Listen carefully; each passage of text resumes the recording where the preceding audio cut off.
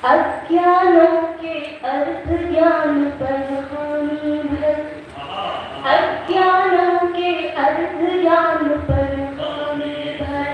कैसे कह दो पागल नश्वर है हम तुम, कैसे कह दो पागल नश्वर है हम तुम। क्या कहा?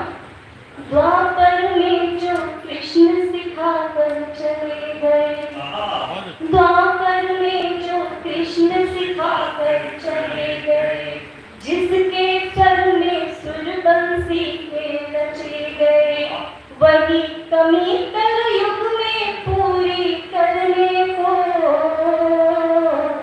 जीवन की सपनी रसता भरने को। आसमान ने जो धरती को भेजा, आसमान ने जो धरती को भेजा, उस प्रेम पत्र के अंतिम अक्षर है। कैसे पागल नश्वर है हमको। दशावतार में एक अवतार आता है मत्स्य अवतार का। हिंदू आस्थानों में ऐसा विवरण है कि जब जल प्रलय आई तो ब्रह्मा जी ने आदेश दिया समस्त आवश्यक वस्तुएं आप नाव में रखकर निकलिए और विष्णु की रक्षा करें।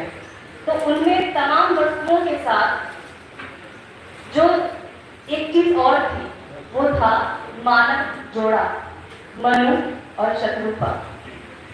वहां से पढ़ती हूँ। और ये आख्यान सिर्फ हिंदू धर्म में नहीं है, पारसियों में भी है, यहूदियों में भी है, ईसाइयों में भी है और इस्लामियों में भी है, इस्लाम में भी। तो देखिए उदाहरण कि मन तक प्रेषित ईश्वर इच्छा प्रलय समय, मन तक प्रेषित ईश्वर इच्छा प्रलय समय, नूह यहोवा की कश्ती में विलय समय, जिसे संरक्षित मत्स्य रूप में करना था, जिसको परे विनाश काल से रखना था। वृक्षों सूक्ष्म शरीरों ऋषियों के संग जो गए बचाए वो प्रेमांतर है हम तुम, गए बचाए वो प्रेमांतर है हम तुम। कैसे कह दो पागल नश्वर है हम तुम। एक और पढ़ना चाहती हूँ। मैं ये मान लेती हूँ कि माना शिवाजी देखने में सुंदर, इसका मतलब ये नहीं सिर्फ देखते हैं बल्कि उनको सुनते भी देखो, जोरदार तालियां बजाएं, मंत्रमुग्ध होकर देखने ही नहीं।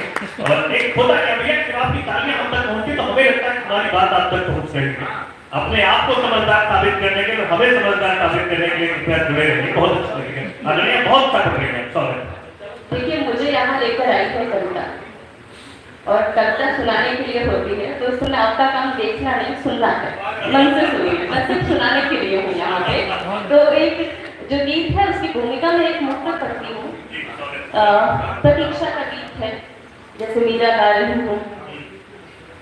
मरुभूमि से प्रसिद्ध हृदय को कब तेरे दो पैर मिलेंगे, मरुभूमि से प्रसिद्ध हृदय को कब तेरे दो पैर मिलेंगे, कुमुद और चंदा भी जाने वो दोनों किस राह मिलेंगे।